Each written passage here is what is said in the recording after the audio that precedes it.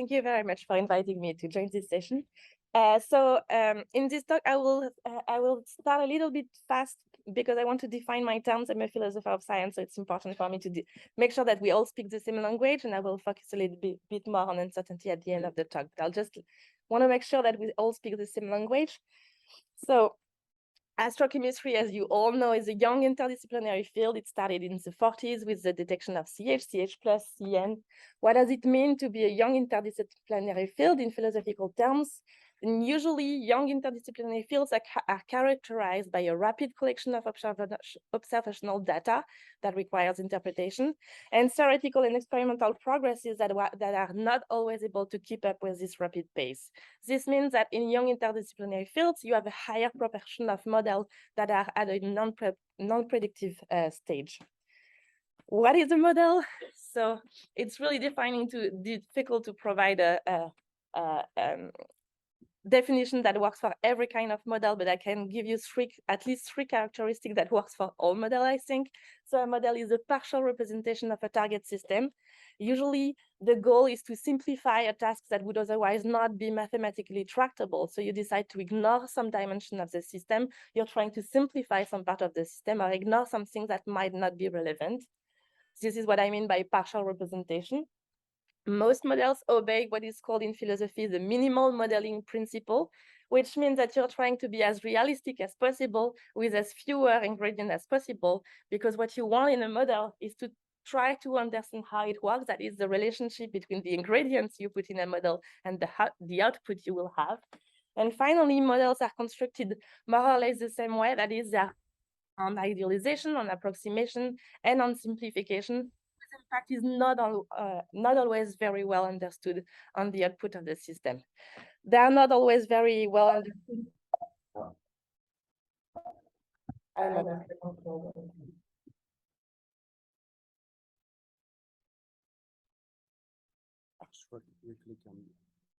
Okay, thank you.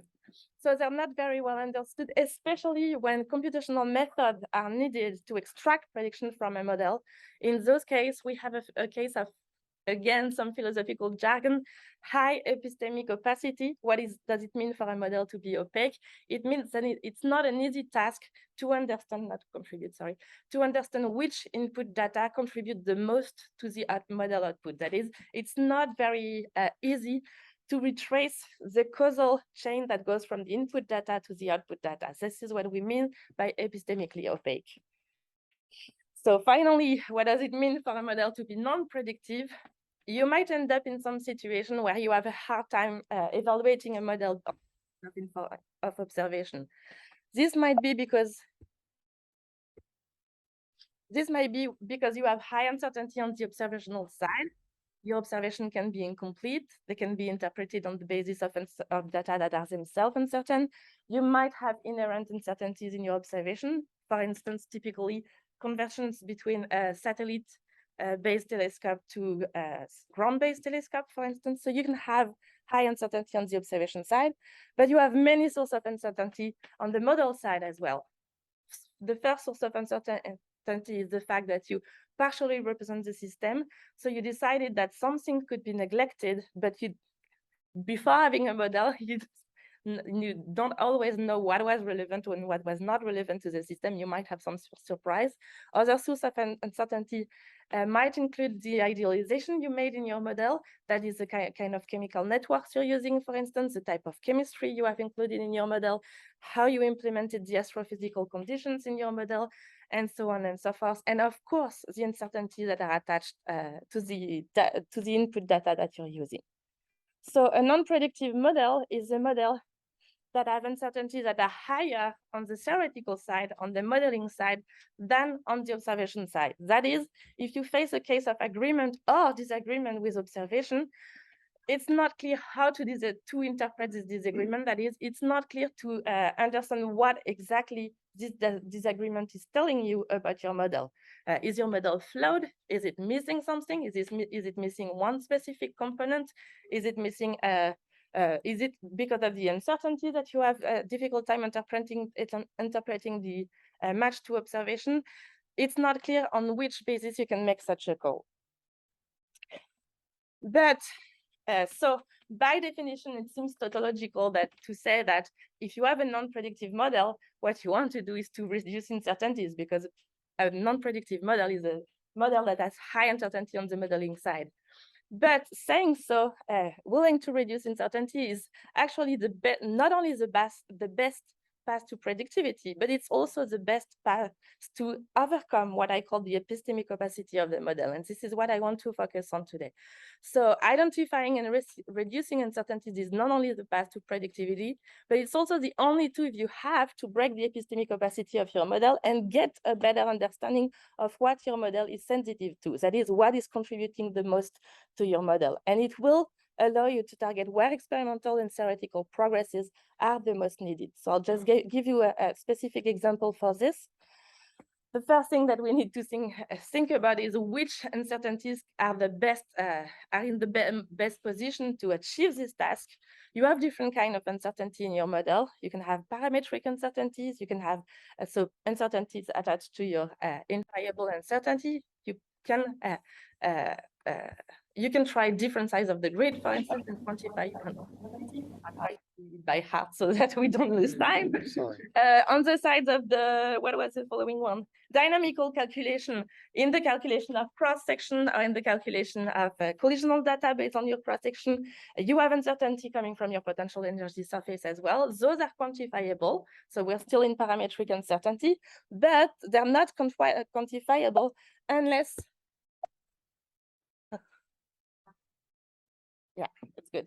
Unless you assume some presupposition, that is, for instance, when you're running the potential energy surface, you have to assume that your system is satisfying the Born-Oppenheimer approximation, for instance. So this is what I mean by parametric uncertainty and model uncertainty. You can quantify the first two, but you can quantify the first two only on the basis of the approximation you made, here the Born-Oppenheimer approximation, and for this is not quantifiable. So what does it mean now to break the epistemic opacity of a model? And I'll finish with the last, the next 3 slides. So now I'm talking to experimentalists here. I'm coming from Rennes, so I'll be focusing on reaction rate at low, reaction rate constant at low temperature, so models that are based on this kind of information. Here again, you have different kind of uncertainty: parametric, extrapolation, model, unknown unknowns. So parametric, I put here a linearized version of Arrhenius law. So if you want to convey information to modelers, for instance, you're going to need to convey some information about the alpha parameter, the beta parameter, but also the sigma alpha and sigma beta, and the correlation coefficient between those two. So those are parametric uncertainty, and they are quantifiable. You might have extrapolation uncertainty as well. But in most cases, the Arrhenius law is not it is not valid at low temperature. Either we don't know whether it's valid or not temperature, or it has already been challenged that it's not valid at low temperature. So you have to quantify the uncertainty that you have by extrapolating from your data to low T temperature data.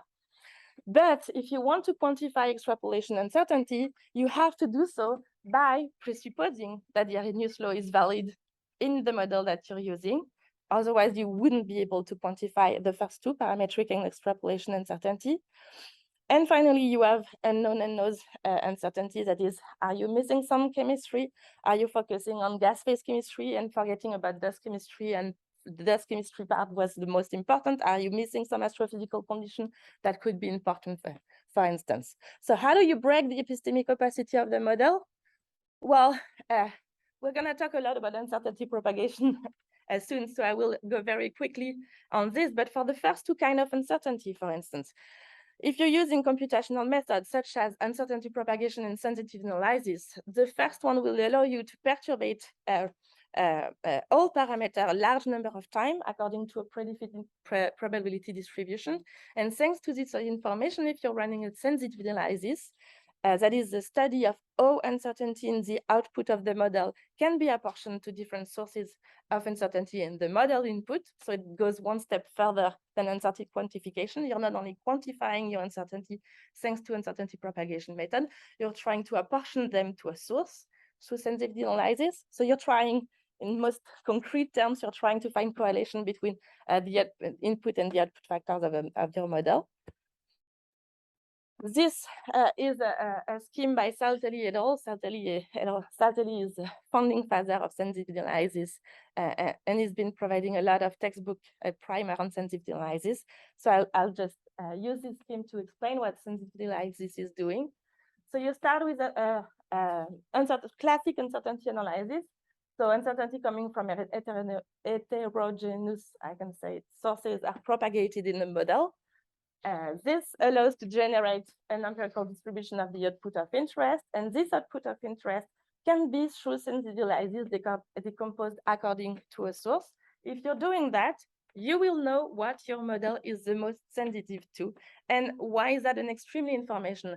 Because what your model is sensitive to is not necessarily what the physics is like in the real world. That is, if you want to uncovering what are the most important physical processes for your real target system is not necessarily the same as unveiling what are the most important sources of uncertainty in your model, and that is what are the most important things you should focus on if you want to reduce uncertainties.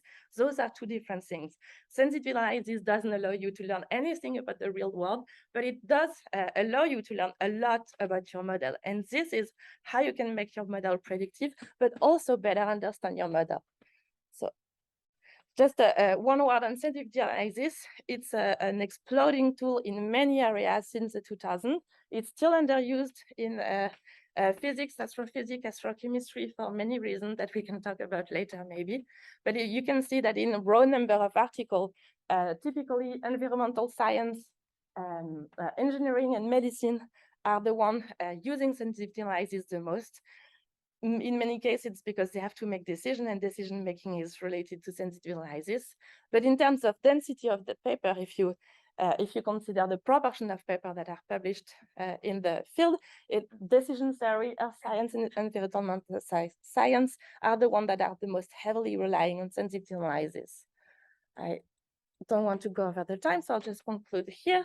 Why are uncertainties instrumental? Because exploiting uncertainties help to better understand a model that would otherwise remain a black box, especially what the model is sensitive to and what is negligible in your model. Sensitivity analysis will tell you what your model reacts to and what it doesn't react to.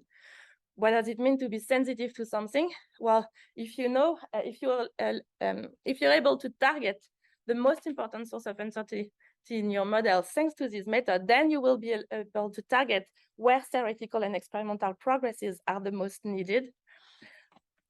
Learning what is negligible in your model, that is what your model doesn't react to, will allow you to optimize your model in terms of computational costs. So if you want to enrich your model later, this will give you important information as well. This also means that forcing a non-predictive model to match observation by tuning parameters not empirically constrained might expose you to increasing the epistemic opacity of your model and to lose your two main sources of information for developing your model and better constraining it, that is uncertainties and the disagreement with observation itself. And finally, a final word on uncertainty propagation method and sensitivity analysis. They're extremely important interdisciplinary facilitators, not only because they allow you to convey the exact uncertainty you need as modelers from one field to another field, but also because it allows you to target where experimental and theoretical progresses are the most needed.